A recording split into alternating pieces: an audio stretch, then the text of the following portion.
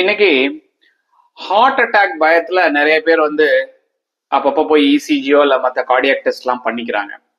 ஆனா அதே ஒரு டயபெட்டிக் பேஷண்டோ இல்லை பிபி பேஷண்டோ பார்த்தீங்கன்னா கிட்னி டிசீஸ் ப்ரிவென்ஷனுக்கான இம்பார்ட்டன்ஸ் கொடுக்குறாங்களான்னு கேட்டா எனக்கு தெரிஞ்சு இல்லைங்க.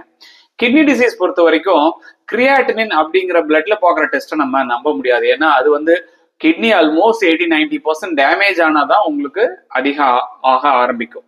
அதுக்கு முன்னாடி பாத்தீங்கன்னா யூரின்ல ஆல்புமின் லீக் ஆகிறது வந்து ஏர்லி ஸ்டேஜ். அதை நம்ம கண்டுபிடிச்சோம்னா கட்டாயம் நம்மளோட கிட்னி டிசீஸை அதிகமாகாம தடுக்கலாம்.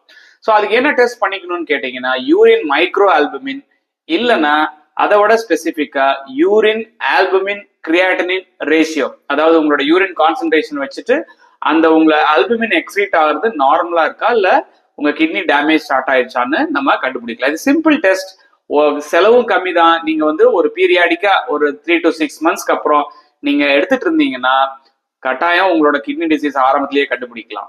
கண்டுபிடிச்சோம்னா அதுக்கான மாத்திரைகள் adequate BP and sugar control பண்ணோம்னா நம்ம கிட்னி டிசீஸ் ப்ரோக்ரஸ் ஆகிறத தடுக்கலாம் இல்ல தள்ளி போடலாம். கட்டாயம் அதை நீங்க ட்ரை பண்ணுங்க. தேங்க்யூ.